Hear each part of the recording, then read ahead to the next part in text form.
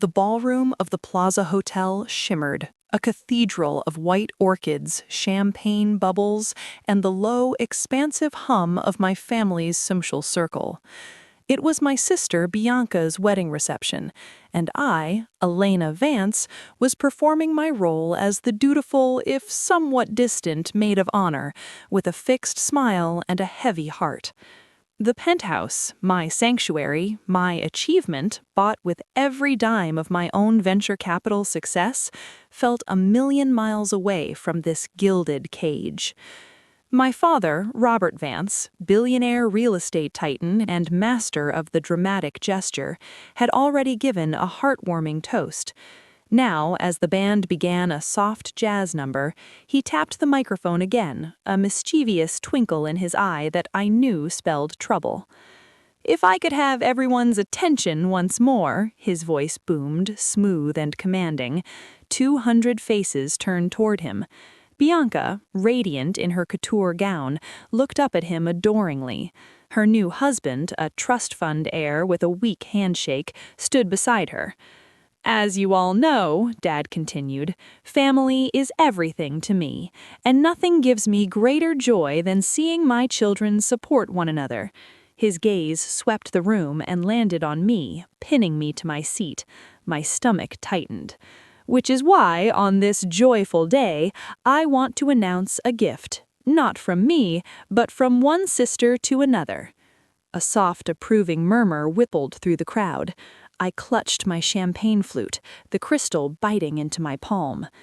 "Bianca and Alexander are starting their lives together, and what better way to start than with a home, a real home?" He paused, the showman. "Elena, darling, stand up." Every eye in the room swiveled to me. Heat flooded my cheeks. Slowly, mechanically, I rose. My father's smile was wide, benevolent, utterly ruthless. "Your penthouse at 1 Hudson Yards, it's perfect for them, as a wedding gift from you to your sister. What a magnificent gesture of love. Let's hear it for family." He began to clap, expecting the room to erupt in applause for his magnanimous, coercive orchestration. The room stayed silent, a stunned, awkward, breathtaking silence. 200 people processed the sheer, audacious entitlement of the demand.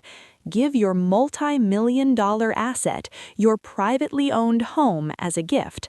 Not a request, a public decree. I stood there, frozen, the hum of the air conditioning the only sound. My mind was a white blank of the trail. I saw Bianca's face, not surprised, but expectant, triumphant. She'd known. They'd planned this. They'd backed me into a corner in front of the entire world, betting that social pressure and filial duty would force me to comply. My mouth was dry. I opened it, but no sound came. The words to refuse, to scream, were lodged behind a lifetime of training to obey, to keep the peace, to be the reasonable one. Then, a chair scraped back, a harsh, discordant sound in the quiet. From a table at the very back of the ballroom, near the doors, a man stood up.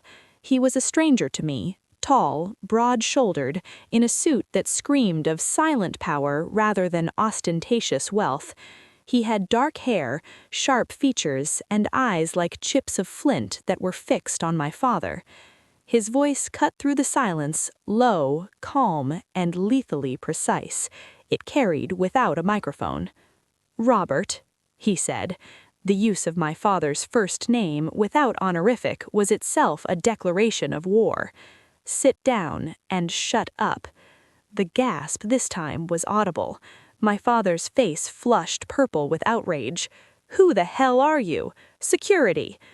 The stranger didn't even glance at the approaching hotel staff, who hesitated under his glare. He took 2 steps forward, his presence seeming to expand and fill the space between the tables. "My name is Cassian Thorne. I'm the majority silent partner in your new waterfront development, the one you're using my capital to float." He let that hang, a grenade with the pin pulled. My father's bluster faltered. Recognition and dawning horror replaced anger. This was the mysterious backer he'd been boasting about for months. Cassian's eyes flicked to me for a fraction of a second, a glance of startling, unexpected solidarity, before returning to my father. The young lady's assets are not yours to auction off for social points. Touch what is hers again, her property, her company, her choices, and I will pull every cent of my funding and buy every one of your outstanding loans just to call them in myself. You'll be bankrupt by Tuesday. Do you understand me? The silence was no longer awkward. It was tomb-like, terrified. You could hear the ice melting in the abandoned glasses. My father was utterly deflated, a puppet with its strings cut. He stared, mouth agape, at the man who held the real power in the room. Bianca looked like she'd been slapped. Her new husband was studying his shoes. Cassian Thorne gave one last sweeping look around the ballroom, his gaze lingering on the shocked faces of my family. Then he nodded once, almost imperceptibly, at me. Not a smile, an acknowledgement, a transfer of power. He turned and walked out of the ballroom, the heavy door swinging shut behind him with a soft, final thud. The spell broke. Chaos erupted in whispers. My father stumbled back from the microphone. Bianca burst into theatrical tears. I remained standing, the shock slowly hardening into a crystalline, furious resolve. I looked at my father, at my sister, at the ruins of their manipulative spectacle. Then I picked up my beaded clutch from the table. Without a word, I turned and walked toward the same door Cassian Thorne had just used. I didn't run. I walked with my head high through the parted sea of guests, out of the gilded cage and into the cool, free air of the night. The war for my life had just begun, and a stranger had handed me the weapon. The plaza's opulent lobby spun around me. I leaned against a cool marble pillar, my breath coming in short, sharp gasps. The sapphire gown felt like a costume I needed to shed immediately. Give your sister your penthouse. The words echoed, a toxic mantra. And then the stranger's voice, cutting through it all. Cassian Thorne. Miss Vance. I flinched. He was there, leaning against the opposite pillar, as if waiting. He'd shed his tuxedo jacket, his white shirt stark against the dark lobby. He looked more like a predator at rest than a wedding guest. You, I stammered, straightening up, summoning what dignity I had left. That was... Who are you? I told them, Cassian Thorne, and I meant what I said. Your father is a leverage artist. He uses people's loyalty and social pressure as collateral. I don't like bullies. His voice was still that calm, unnerving baritone. Why intervene? You don't know me. I know your work.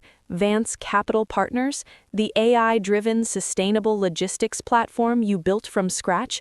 It's elegant. Brilliant, really. I tried to invest in your Series B, but you were already oversubscribed. A faint, almost invisible smile touched his lips. I know a good asset when I see one, and I don't like seeing good assets stolen by parasites. It was the coldest, most clinical defense I could have imagined. He hadn't done it out of chivalry. He'd done it because he saw me as a good asset. In that moment, it was exactly what I needed. Not pity, not romance. A strategic alliance. He'll try again, I said, my voice steadier now. He won't take that humiliation lying down. He'll come after my company, my board seats, something. Cassian nodded. He will, which is why you need to strike first. Resign from any family-held positions tonight, move your liquid assets to a new bank, and change the locks on that penthouse. He pulled a sleek black card from his pocket and held it out.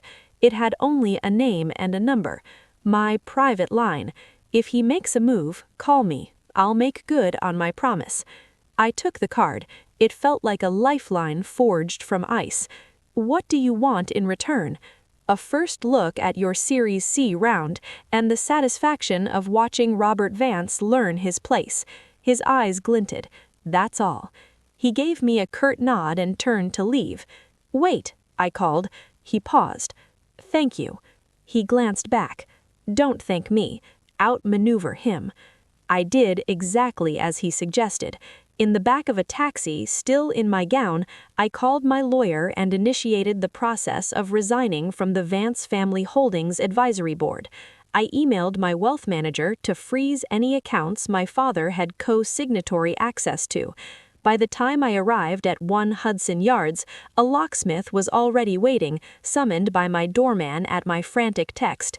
As the new deadbolt clicked into place, the reality settled.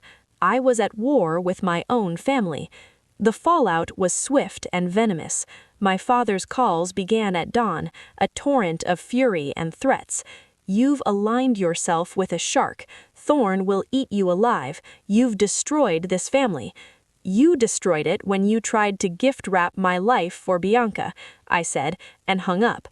Bianca sent a barrage of texts painting me as a jealous, greedy monster who had conspired with a stranger to ruin her wedding. The social media whispers began, but they were murky. No one could quite spin the story of a father demanding a penthouse as a positive. A week later, the first real attack came.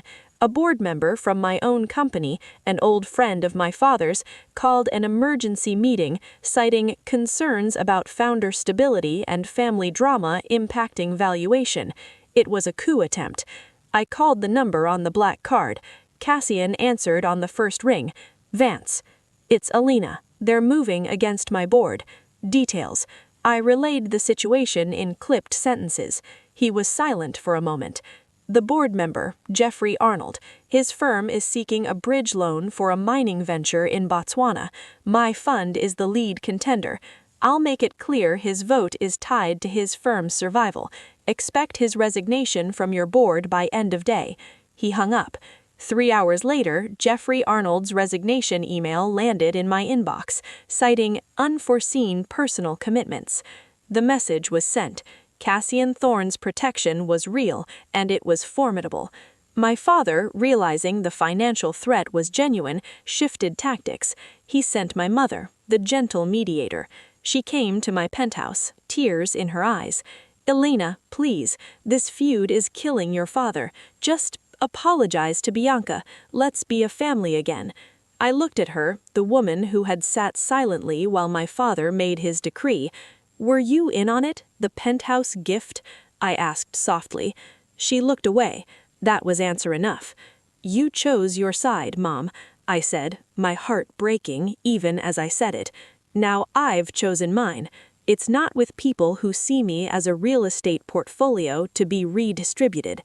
The door closed on that relationship, too. Through it all, Cassian was a shadowy presence. A text. Your father is meeting with Bank X. Don't worry. An email forward from his lawyer with the subject line, Vance attempt to dispute property title, quashed. He was dismantling my father's assaults in real time, a digital ghost in the machine of my family's downfall. I never saw him.